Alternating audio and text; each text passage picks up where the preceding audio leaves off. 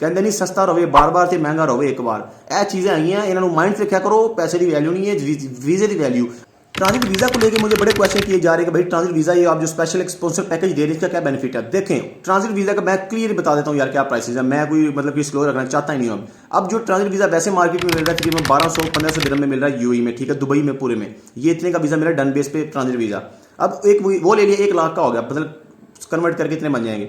अब दूसरा जो है उसके बाद आपको स्पेशल अजरबैजान का अगर पैकेज आपने करवाना है कहीं से लेना है वो 40,000 50,000 में आपको मिलेगा, 1.5 लाख हो गया। अब उसके बाद टिकट करवानी पड़ेगी आपको, और भाई जी वो बातें कहाँ पे पहुंच जाती है 3 लाख पे। अब जो मैं पैकेज करवा के दे रहा हूँ वो 2,50,000-60,000 तक कवर हो जाएगा, और वो सर जी है sponsor package, airline special airline है फ्लाई दुबई, इसका एक स्पॉन्सर पैकेज होगा। क्यों स्पॉन्सर पैकेज है, क्यों नहीं आपको एयरपोर्ट रोका जाएगा भाई, ओके टू बोर्ड स्टैम्प लगी है वीजे के ऊपर आपके स्पेशल। और दूसरा जब आप बोर्डिंग करवाने जाते हो, आप एक जो जिस एयरलाइन का हो बंदा उसी एयरलाइन के मतलब बोर्डिंग काउंटर पे जाता है।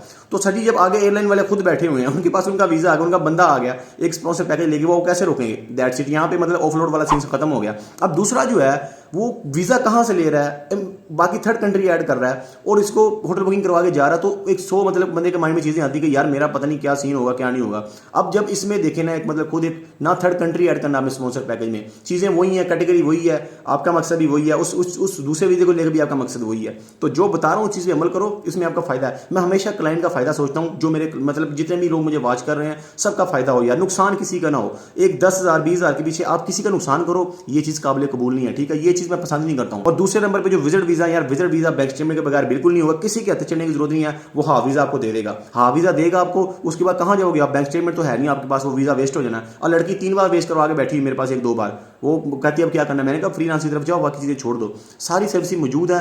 एक जो प्रॉपर वे होता है ना उसमें चला करें। एक ट्रैक से उतर के आप जाएंगे तो नुकसान आपके लिए है, यहां से निकल जाएंगे फिर दुबई पहुंच के नुकसान हो जाना आपका। तो सारी चीजें मैटर करती हैं, चीजों को माइंड में रखा करें, आसानी जहां पे हो वो काम करें, और एक प्रॉपर ट्रैक के ऊपर चीजें चल रही हैं। ये नहीं कि कोई 10,000 वाला वीजा है और आपको 7,000 में दे रहा है आप भाग के ले लो, नहीं। कहते नहीं सस्ता रहे बार बार तो महंगा रहे एक बार। यह चीजें आई हैं, इन्होंने माइंड से क्या करो, पैसे की वैल्यू नहीं है, वीजे की वैल्यू। अब वीजे की वैलिडिटी की वैल्यू कब तक वैलिड होगा, कंपनी की वैल्यू, कंपनी भागेगी तो कहीं मतलब बाद में अपना चीजें शट करके बात नहीं जाएगी। तो ये सारी चीजें ठीक हो गई, इन चीजों को माइंड में रखा करें।